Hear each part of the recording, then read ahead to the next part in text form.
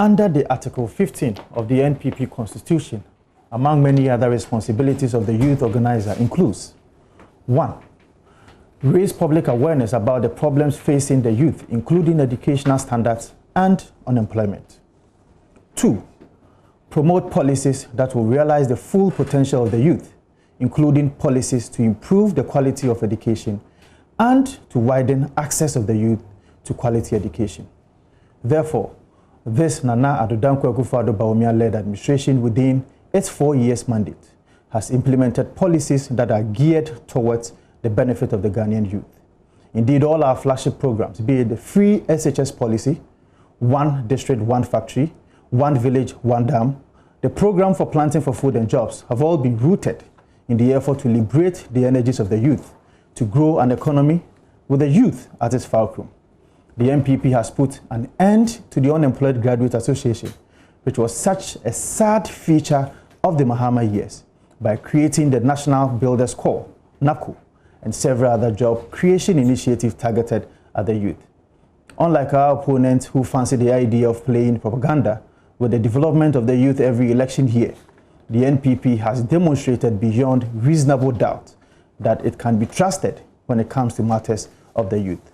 Tonight, we have on the show the indefatigable, vociferous, and the able youth organizer of the NPP, Nana Boakye Esquire. Listen to the records of the NPP government on the youth and compare it to that of the NDC and make an informed decision. My name is Eko Vincent Assefoa, and I'm the parliamentary candidate of the good people of Otafo constituency. I'm your host for this show, Majority Caucus. We are also live on all NPP social media platforms, Facebook, Twitter, and the rest. Let's go for a quick commercial break. We'll be back soon.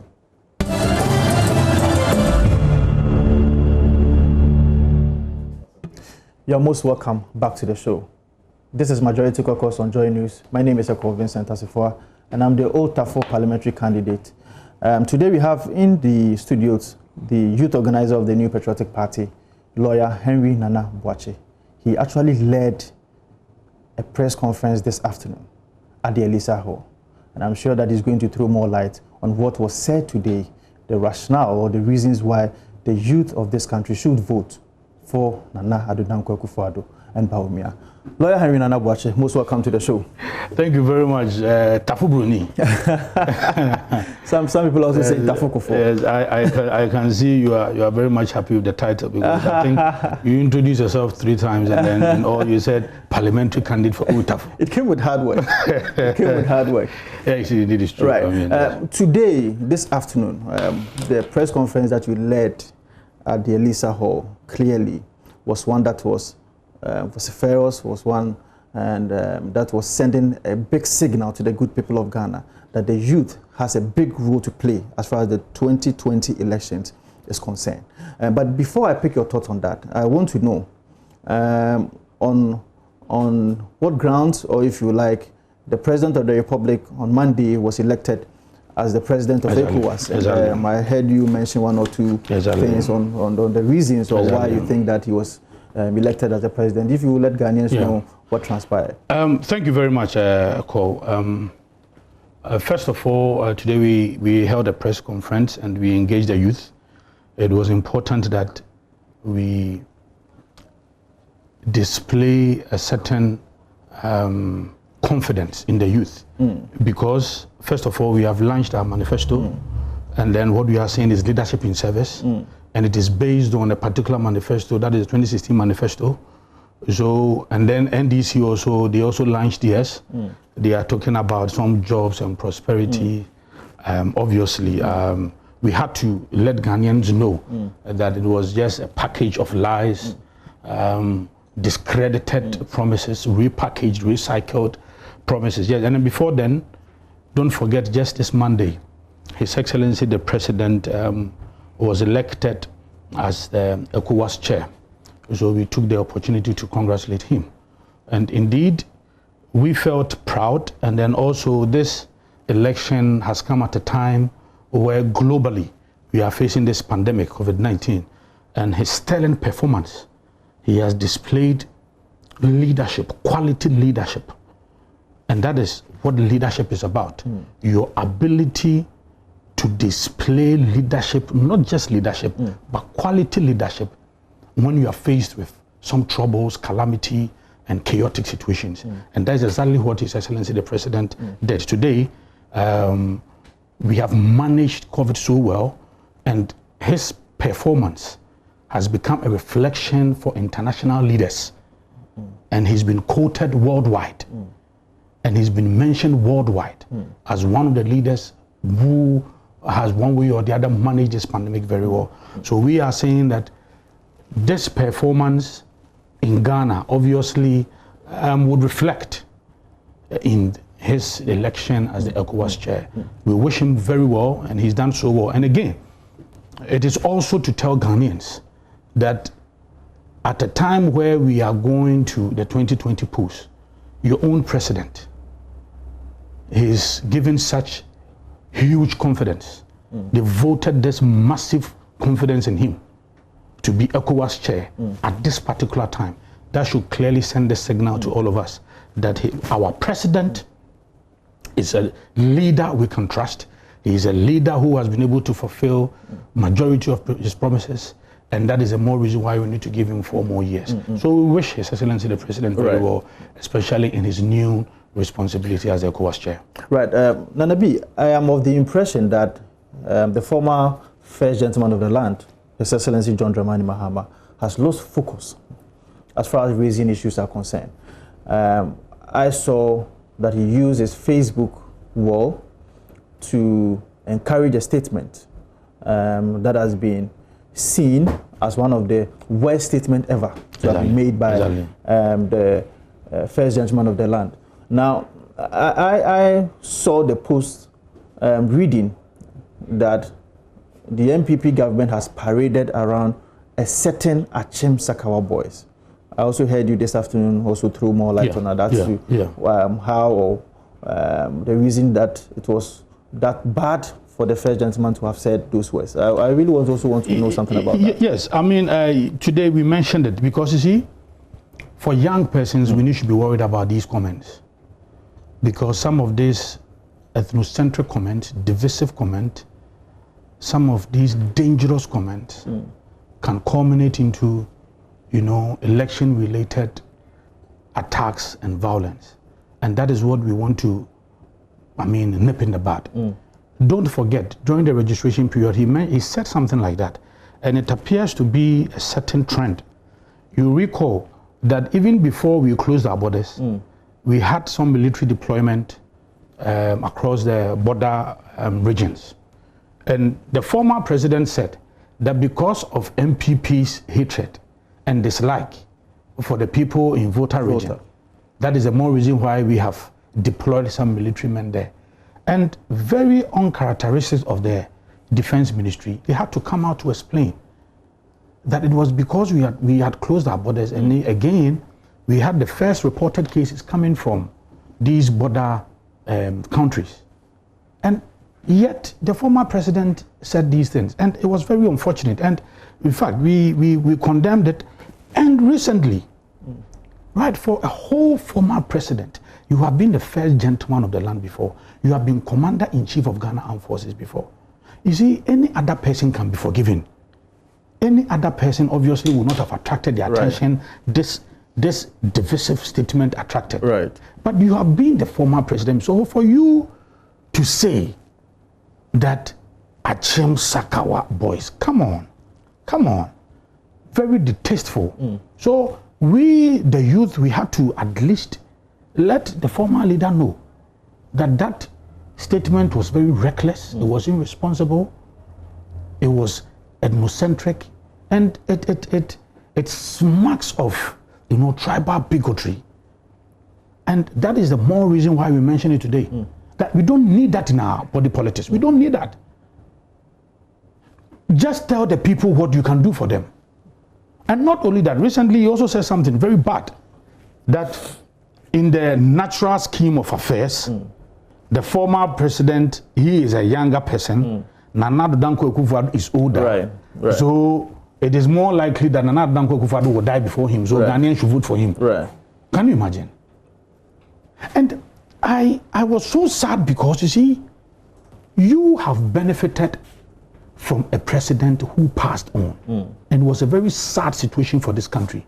Former President Mills, may his soul rest in peace. Is it the case that you were happy that the former president who was far older than you died and you became president? Is that the analogy you are trying to draw? So how can you even use this as a campaign message? That the president is older than you. And because he's older than you, he will die before you.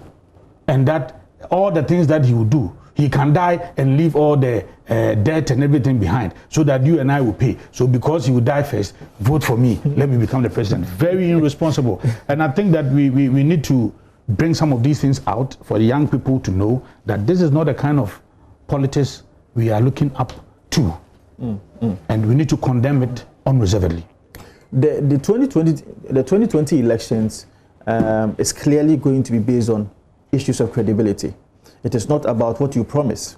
It is not about what you tell the people of Ghana. It is about what you've been able to do when you were given the opportunity.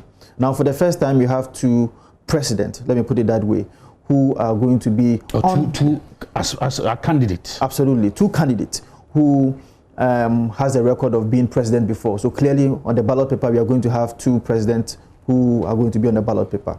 Now, it is going to be about your credibility, issues of record, what you have been able to do. Today at Alisa Hotel, I listened to you so well, and I heard you talk about issues of job creation. Because in this country, when you look at the definition of the National Youth Authority, the youth falls between 18 and 35. And we believe that it is the youth who is going to make the difference. It's the youth who is going to actually decide who becomes the next president of the Republic of Ghana. In that instance, are the Ghanaian youth going to have that confidence in the NPP, and for that matter, His Excellency the President, Nana Addo Dankwa Akufo-Addo, and vote for him once again, based on his track record? Yes, exactly so. I mean, Nana Addo Dankwa Akufo-Addo has performed very well, especially in the area of job creation. We are not saying that every single youth has a job now. We are not saying that we have created job for every person in Ghana. No, that is not what we are saying. What we are saying is that we promised in our 2016 manifesto, you recall that the theme was agenda for jobs. Right.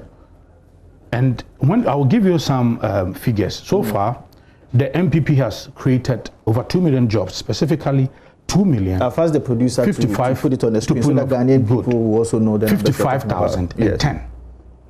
And let me give you the breakdown. Right. The public sector alone created 778,706. Right. The former private sector alone created 267,900. And Abi, can you hold on with the public sector? Okay. One? What it means is that had it not been the MPP's able leadership to have left the IMF, exactly, we couldn't have been able to employ this 700,000. We could not have seen these figures, yes. Right. But don't forget that, yes, indeed, we have seen, and that again is the credibility, and I was going to even come there. Right. Because you see, and you mentioned something, and that is very profound. First of all, we need to know that the two people on the ballot, Nana Addo Dankwa Akufo-Addo and the former president. Right. Nana is the president now, meaning he has been given the opportunity to serve. Right. Former president too, he has also been given the opportunity to serve as a vice president, number one, and then later on he became the president, number two. And when he became the president, what he told us was that, oh, our resources have been stripped to the bone. And then the following year, he said we lacked policy credibility in the area of economic management. And that was when he sent her to IMF. And IMF, there was a public recruitment freeze. And not only that, we had 4 to 5 years in Dumso. He superintended over this poor management of our energy sector.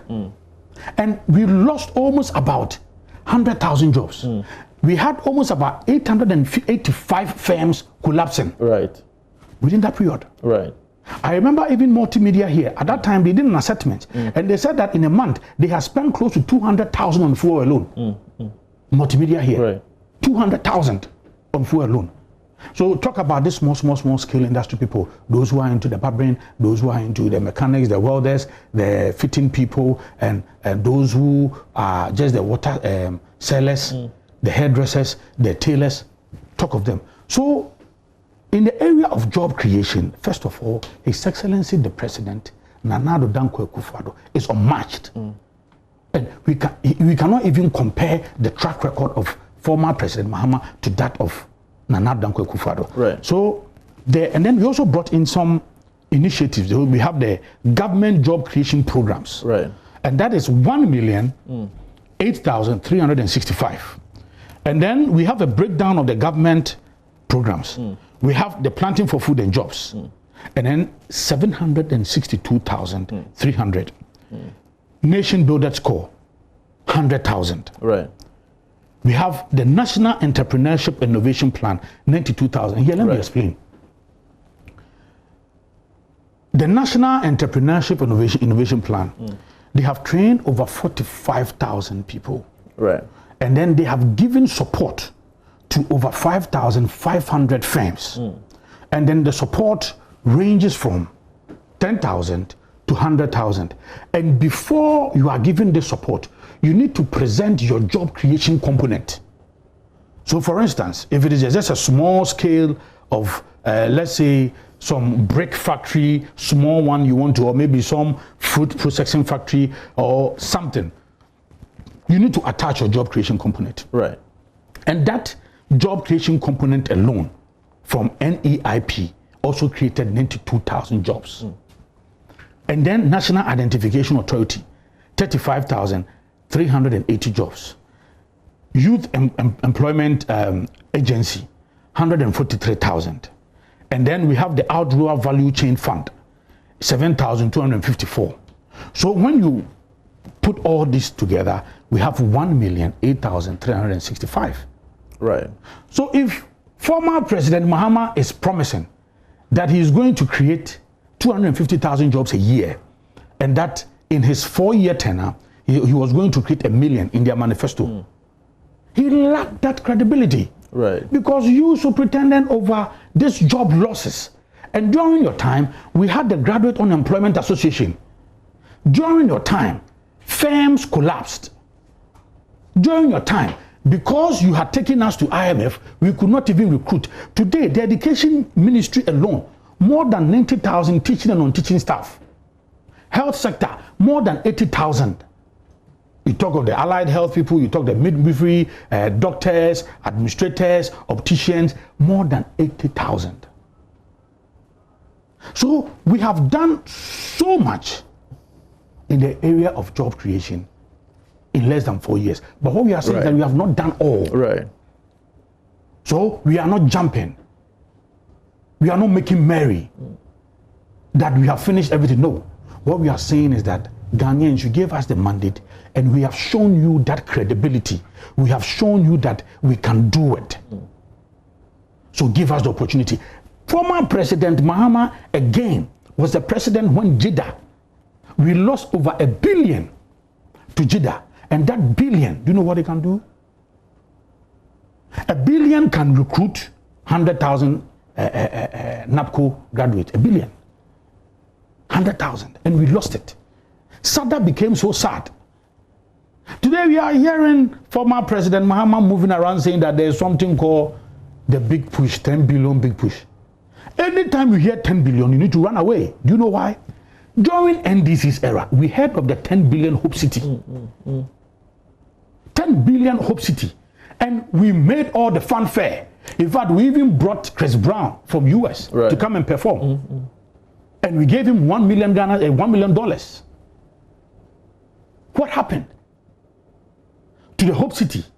And today he has repackaged that lie, that deceptive antics, and he's bringing it back again as 10 billion big push, a big push. So he lacks the credibility, and that is what we are going to make Ghanaians understand. Because you know what, we have given him the opportunity before. When he was given the opportunity, what did he do? What did he do? I remember that period when teachers were crying, they were going on strike. a lot of demonstration here and there. In one of his famous interviews, do you remember what he said? He said for him, he has developed a dead goat syndrome, and that he has seen many strikes already in his first 2 years. So that won't scare him? That will not scare him. And Nana Dankwa Akufo-Addo, have you seen any demonstration, any strike? No. You hear a little agitation and quickly we're going to resolve it. That is leadership. Former President Mahama will wait, the problem will escalate, and then he will try the fire service approach. And he told Ghanaians that I have dead goat syndrome. During the Dunso, he said something, and I remind Ghanaians, when the industry players were crying, when they were lamenting, you remember what the former president told them? Smart people are making money. So those who were lamenting, it means you are not smart. That was the response from former President Mahama. Smart people are not making losses.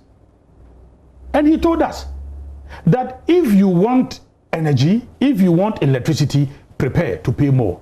And indeed, we saw over a 200% increment in electricity tariffs within the period of 2014 to 2016. That is former President Mahama for you. Today, Nana Dankwa Akufo-Addo is giving critical need, free electricity.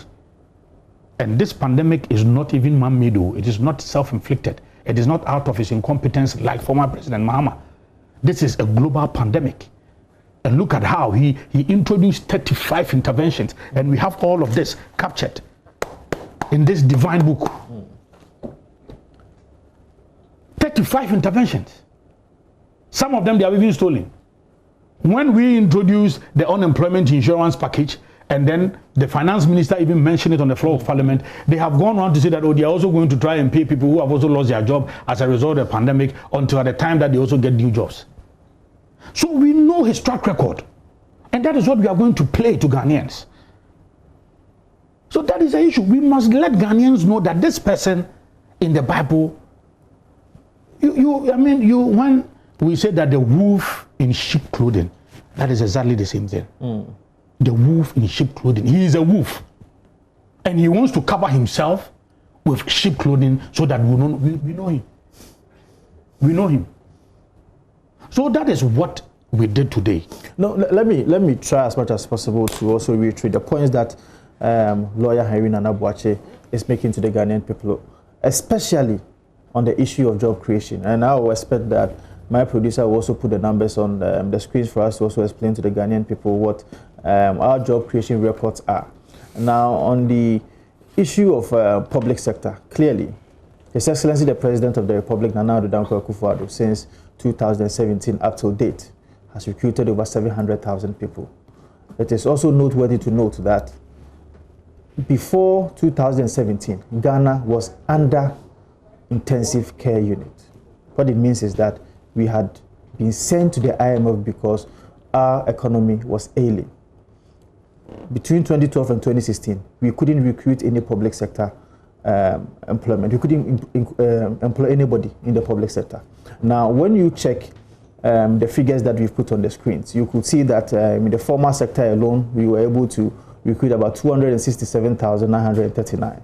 Now, in the public sector, as I've already indicated, we recruited about 778,000. Apart from that, with the government job creation programs to about 1 million jobs. So when you total all that, you get over 2 million jobs. Now, we have a president who is also telling you that, or you have a former president telling you that he's going to create 1 million jobs. Now, the record, the credibility of the NPP as we speak, for 3.5 years, we have created over 2 million jobs. Now, somebody is also telling you that every year he's going to create 250,000. Clearly, within the 4 years, he's going to create about 1 million jobs. So the record speaks for itself.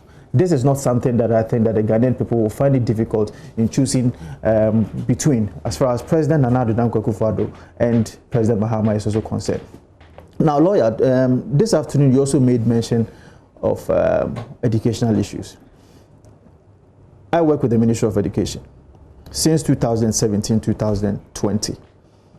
SHS1, SHS2, SHS3. We have over 1.2 million Ghanaian youth who have benefited from the free high school education. Now, the argument has always been that we have neglected the primary, or if you like, the basic education. I remember in 2015, the National Development Commission brought out a report that suggested that the NDC failed to pay capitation grant, 1, and 2, they also failed to also pay the arrears that were there from 2012 to 2013. For that matter, most of our children were not going to school. 2017, when we came, or we took the reins of government, we paid the arrears. Now, we realized that after paying the arrears, we had to increase the capitation grant from 4 cedi 50 pesos to 10 cedis. 10 cedis. That is about 120% increment. So clearly, anybody who says that the NPP has neglected the basic education and has invested all our resources into the free high school education is not speaking the truth, because we have invested so much, and we have also paid all the arrears that John Mahama also left as far as the basic education is concerned. Now, with the senior high school education, I have heard the NDC promising free TVET. Is that doable? Free. No, but I think it's already that free. Is what I want to hear from you. Is that doable? It's not as if it's doable. It's already free. It is part of the free SH component, right. And then you even know better. It's right. already free. And right. You see, anytime because I will show some videos of the NDC also promising how they are going to go about the TVET. Clearly, they don't even understand that it is already free. Yes. Even yesterday, right, I watched a program here on Joy TV, right. And I was sad. Was it either yesterday or I think it was yesterday, and I've seen the video. I think it was hosted by Evans. Yes. Evans Mensah. Right. And Evans asked, because Evans told the NDC rep on the show that I know that TVET is already free. It is part of the free SHS component. Yes. So it's free. Then the NDC rep said, oh, it is not entirely free. Then Evans asked, okay, which aspect are you referring to? Right. Then he said, oh, we have been briefed. We were told, we were given some training that is not entirely free. And I was like, wow. My producers will show the videos. Wow. Producers will show the videos.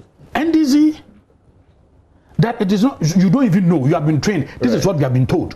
So you don't even know. And again, I also watched another platform. Right.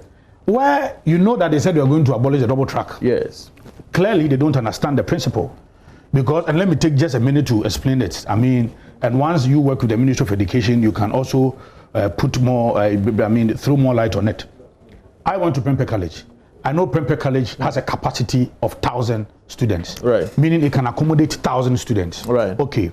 Now, because of free SHS, a lot more people were enrolled. So, ordinarily, Prempeh College can accommodate 1,000. Right. But because of the massive numbers coming in, because of the increment, 2,500 people or students qualified to be at Prempeh College. Unfortunately, because of the capacity, we can only take 1,000. Now, the Ministry of Education develops this thinking outside the box policy that when our children, our nephew, our nieces, when they go on vacation, the facilities are what? They are there. They are not being used. The dormitories, the classroom blocks, the dining halls, all of that. So let us implement this thinking outside the box policy where we are not even going to shortchange the students. The same number of contact hours, or even more contact hours were designed. Absolutely. So they go for a certain period, they come home, and then the other 1,004 people who also qualified to be at Prempeh College, they will also go. Right. And at doing this, we are also putting up infrastructure. Prempeh College, when you go there now, we have almost about 6 big projects going on. Dormitories, classrooms, science labs, all of that going on there. Because the thinking of the double track was a temporary one. Now you ask them, when are you going to face, or when are you going to scrap the double? Oh, we don't know. We are going to phase it out. And I'm like, are you serious? Because the essence of double track was to accommodate these students while we build this infrastructure, so that at the time that we have more infrastructure, then gradually we'll be taking them off the double track. That is the essence of it. And they are saying that they are going to, so they don't know anything. I am surprised. And again, on one network, that is the same thing. The person was asked, and what is even more dangerous is that they were going to extend free SHS to private institutions in less developed, underdeveloped, deprived areas. I don't understand this. When you go to my village, I don't see any private institution there. In fact, most private institutions are business oriented. Absolutely. They are giving your kid education at the same time. They are also making their own money. It is business for them. So because you are paying huge school fees, most of them are located in the urban centers. Right. So what does that mean with the underdeveloped and less privileged places? I'm surprised. But even with that, if I am a proprietor of a junior high school, which is supposed to be a private institution, now I decide that I charge students who comes to that particular school 3,000 Ghana cedis. Now, government also decides that I would want to pay 1,500 cedis flat rate for every student across the country. Now, the question is, and that is what they failed to do as far as the thinking is concerned. Exactly. If you pay 1,500 Ghana cedis to that particular child in that international school, what it means is that the education is not free. It's not free. It means the person is going to for the other schools, absolutely. The other Ivy League schools, the other like AIS and all those schools who are charging, let's say, 10,000 Ghana cedis. How is that going to be free for all those children? What it means is that you are going to breed inequality in the system. No, it was not a well thought through plan. I mean, they have obviously hit that. I mean, they are confused about it. And I even want to go back. NDC talking about free SHS, that we want to make it better and improve. Come on. Look, former President Mahama, Nanado's free SHS policy is Sakawa. I hope my... Let me show it well to the screen. Show it well. Right. Show it well for me. Nanado's free SHS is Sakawa. Right. Then there's another one. I think he's fond of using the word Sakawa. Okay, yes. He started a long time. Right. Free SHS will collapse Ghana's education system. Let me show that. And then recently, 27th March, I brought free SHS. Okay. Then there's... Producers will let the Ghanaian people have a look at it. And again, there is a video making rounds, and I even posted it.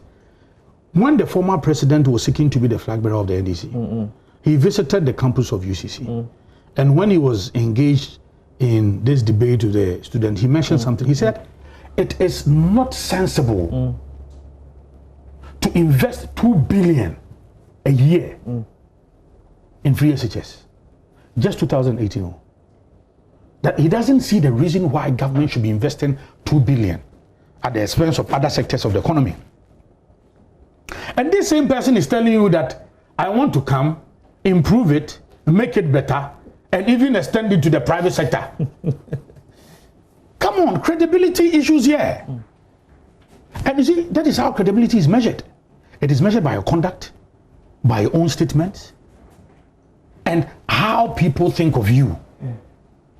So if you have lampooned free SHS, you have dragged it to the mud, you orchestrated almost about 200 adverts against it. And all your ministers, NDC apparatchiks, all of them, they were criticizing. And then again, recently I also posted a video where they actually organized a procession. Free SHS is a scam. Free SHS. I'm singing all of this. And they even bought cars, mounted PA systems on these cars. They moved from every region, every district, every constituency, saying that everything that is free is no good. Nanado is being deceitful. So all of these things, we need to alert Ghanaians. So today, if you are saying that you want to make free SHS better, when you had the opportunity, so people should ask former President Mahama. You have been president before. So how can somebody becomes a president in just his first year? Sometimes, in my own thinking, right, which obviously is a wrong thinking, I say to myself, Anado, adiwa pepre no pa. Because ordinarily, first year, you don't implement it. Second year, you don't. Third year, final year, then you implement it so that it will be a political, achievement, political score points for you. But this president comes in, he's so focused, he's so passionate about free SHS. It is in him. He comes in, 3 months down the lane, he goes to Okapiman Secondary School, and then he declares on that day that free SHS is coming. That year, same year, September. and he charged the Minister of Education, Napo, that Napo should make sure that the September that year, they are starting free SHS. And we've started free SHS from that time. We saw massive enrollment. We brought in the thinking outside the box policy of double track. We are expanding infrastructure. And today, you did not believe it. In fact, he even said that he started something he called progressively free SHS. And then you could not even invest a dime in that. You left a debt of 37 million. You never paid a dime. This government comes in, then the Ministry of Education had to pay 37 million of your so-called free SHS. So you don't even believe in it. So this is why I'm saying that their manifesto is a scam. All these promises scam. We need to be very careful. And we need to measure all of these promises against the credibility of the person making that promise. So, and again, I mean, because we are here at education, let me just mention it. You know, they have also made this promise that they are going to pay 50% of fees. They are going to absorb 50% of fees for tertiary students because of COVID-19. Right. It's in their manifesto. And they've made this promise. And you see, we need to expose it. This is from the National Council for Tertiary. Professor Salifu. Yes, Professor Salifu. These are the figures I have. Right. And I'm even limiting myself to the public universities and some few private universities. University of Ghana, Kwame Nkrumah University of Science and Technology, University of Cape Coast, University of Education, Winneba, University of for Development Studies, University of Mines and Technology, that is George Grant, University of Mines and Technology, University of Mines and Natural Resources, University of Health and Allied Sciences, University for Professional Studies, Accra here. And when you put their numbers together, right, for the full-time public universities, we are talking about 213,315 students. Right. And then the average fee they pay is 1,500. Right. You do the computation, it's 319,972. And then you come to the distant learning, public universities, 87,168, right, students. And then you do the mathematics, the average fee is 3,261,558. Right. And then you come to the sandwich education, the public universities. We are talking about 16,540 students. Right. The average fee they pay is 1,600. And it's 26,464. Then you come to the technical universities, 55,610 students. Then their average fee is 1,300. And then you do the computation again, it's 73,593. And then you come to the private universities, the full-time, only full-time, 59,709 students, and then the averagely 2,500 Ghana cedi. Then again you do the calculation, we are talking about 149,272. I've left out teacher trainee, right. I've left out nursing trainee, I've left out the professional studies, the UCOMs, and other. They have almost about 70. And they are all tertiary institutions. They are all tertiary institutions. Yeah. Tertiary institutions. You do the calculation just for this alone. Just for this alone, we are talking about 830,860,000. You are saying 50%. 50% is 415 million. Right. You could not even release 70 million for teacher training allowance. You said it was burdening the national purse. You could not even pay teacher training allowance. In fact, if you recall, at the time we started Kenya University, we were not paying utility bills. In 2012, when former President Obama became president, what he did was that he instructed all vice chancellors to start the system of letting students pay for utility bills. You could not even absorb utility bills. And today you are telling Ghanaians that you are going to pay 400 million Ghana cedis. For what? So you measure the person's performance, you measure the person's credibility against the promise he's making, and you know it is a scam. That is it. He cannot do it. He is just making promises. And interestingly, this is one of the reasons why I think he does not even believe in the things they say. Look, when former President Mahama said, I think during one of his talks, he said that Nana Addo Dankwa Akufo-Addo is giving freebies. and that he's giving free electricity, free water. He has also earmarked some 600 million Ghana cedis to support businesses that collapsed. And this is something he could not do during so. So a president comes in, the global pandemic is no fault of his. He releases 600 million, and he has even topped the DAP with about 150 million. And they have even budgeted for more for next year. And then you termed it as freebies, that you cannot develop a nation with freebies. And in your manifesto, you are also going to pay for fees. So the Ghanaian youth should know that the man making that promise lacked that credibility. He cannot be trusted. It is a scam. That is it. That is why and all of these figures, I'm telling you, they don't even know it. They have not even done the assessment. Because one of their communicators was asked, I think their national communication officer, so okay, you are saying you're going to pay for all students. How many are you looking at? Oh, we have said it. The institutions are there. We will pay. Oh, he was asked, how many students are you talking about? Because now you need to cost it. You need to where to get the money from. So do you know how many students? Oh, but we know the number of institutions, so we are going to work on it. So they don't even believe in it because they are just saying things because they think that they can hoodwink Ghanaians to believe in some of these fanciful and some of these deceitful promises they are making. So I go, NDC cannot be trusted.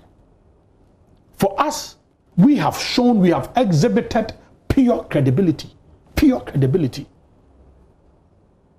And I also heard something, and oh my goodness, NDC. When we were introducing National Health Insurance Scheme, they walked out of Parliament. Now, they made a promise in 2008 that they were going to implement what they termed as one-term premium.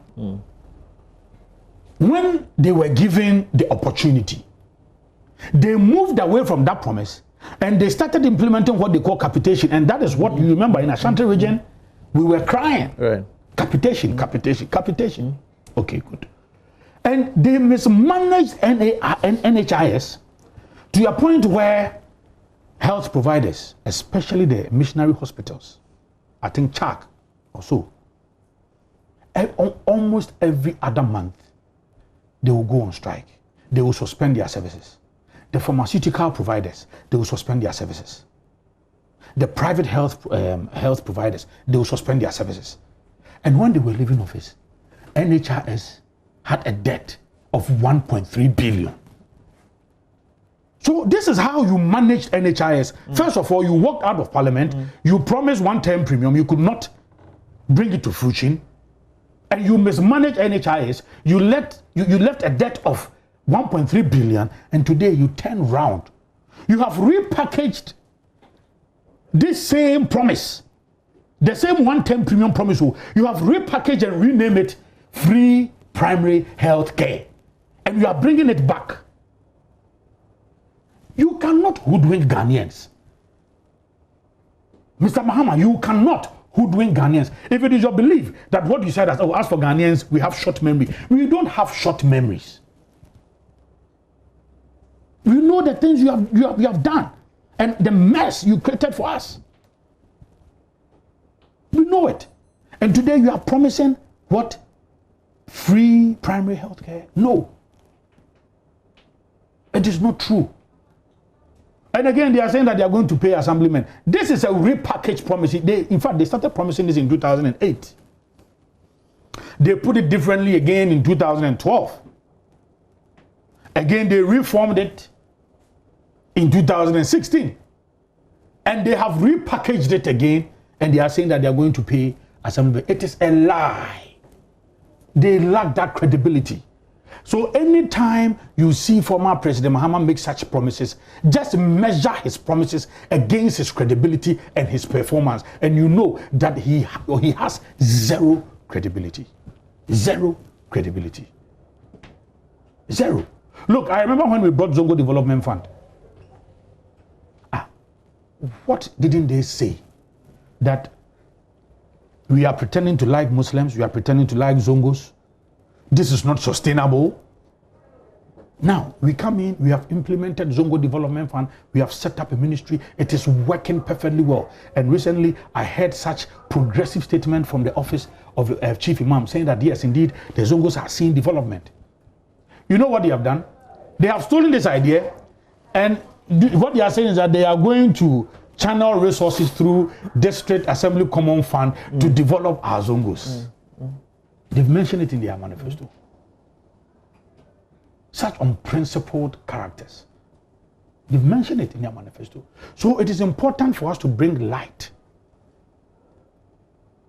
so that people will see the kind of people they are. And you go and label your manifesto jobs and prosperity when you have an abysmal record, when you have such poor record in the area of creating jobs and in prosperity, when you subjected people to untold hardship, you subjected people to unbridled hardship. And today you are talking about prosperity. Now, you ended with the economy as far as your press conference was concerned today. Now, in the year 2000, when the NDC was leaving the reins of government, the economic growth of this country was below 3.7. Now, at the time, they had already sent us to what we call HEPIC. Now, in 2008, when the NPP was leaving government, the economic growth for this country was over 8.6, 8.7 thereabout. What it means is that there was a progression from where we took off from 2000 and where we left off in 2008. Now, again, in 2016, when the NDC was leaving the reins of government, they have sent us back from the 8.7 to 3.7 again. That is about 16 years back in 2000. Exactly. Is that what you meant by a tale of two manifestos? Yes, of course. I mean, interestingly, when he says that he was going to create jobs, he forgets that job creation is a subset of proper management of the economy. Right. He forgets that I'm going to create 1 million jobs, 10 million, whatever big push. He forgets that his poor record in the area relative to the management of the economy is so abysmal that it ended up shrinking the job creation sector. He has forgotten. So we had to remind him that when the economy was growing at 9.1% in 2009, and you left it at 3.4%, you took us to IMF. When inflation under you, now when we left inflation 15.4%, we have managed to bring it down to 7.9%. Interest rate, it was moving around 35%. We have brought it down to 22%. So we have to remind him. We have to remind him that we have managed the economy proper. And then this keeps saying something that we have piled up debt. You see, because we made a particular promise, and let me just make very sharp reference to our manifesto. This is the promise we made. We said we're going to reduce the rate of government borrowing. Right. Let me tell you what we have done. It doesn't mean we are not going to borrow. Yes. That's what they don't understand. Yes. It's almost like the analysis of interest rate or inflation. Exactly. Yes. And this is what we have done. Between 2008 and 2012, Ghana's debt stock increased by 267%. Right. And 2008, that is 2009, 2012, who was in office? Former President Mills Mahama administration. The debt stock increased by 267%. Okay. Between 2012 and 2016, it increased again to 243%. Okay. Now, the increase from 2016 to 2019 is only 76%. So when they move around mentioning nominal figures to again hoodwink Ghanaians, to throw dust in the eyes of the people, we mention the rate of borrowing, and that is very essential. So under you, whilst the debt stock increased by 243%. Your first term was 267%. Your second term was 243%. In our first term, by 2019, it was 76%. The debt to GDP ratio increased by 49% between 2008 and 2012, and by 19% between 2012 and 2016, but only 3.9% between 2016 and 2019, excluding the cost of the financial sector bailout. So we need to let Ghanaians know the truth. So when they say, oh, they are moving around shouting on top of their voice, they have borrowed so much, and then they will mention the nominal figure. And most of these borrowing, most of it services the loans they also contracted. So, Echo, we have done a lot in the area of economic management. Right. Today we had in the studio lawyer Henry Nanabuache, and let me state this: in the first Republican Constitution, or let me say, in the first Republic, if you check Taiwan, Singapore, and Japan, the developmental stories of these countries were almost the same as Ghana. Now, one would ask, in 2020, why is it that the developmental stories of Taiwan, Japan, and Singapore is one that is worthy of emulation as compared to Ghana? Clearly, there has been a certain political decision by these three countries to ensure that they build upon their human capital, and that has been the commitment of His Excellency President Nana Addo Dankwa Akufo-Addo. And that is how come since 2008, 2012, and 2016, he has been true to the people of Ghana as far as the implementation of the free senior high school education is concerned. We do not regret this policy.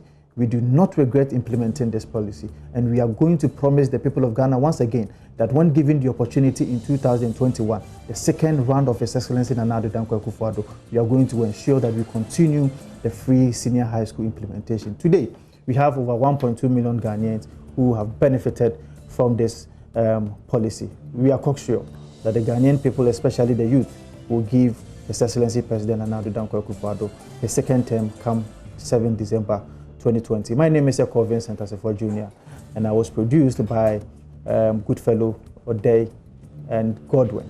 Thank you so much. I'll see you next week.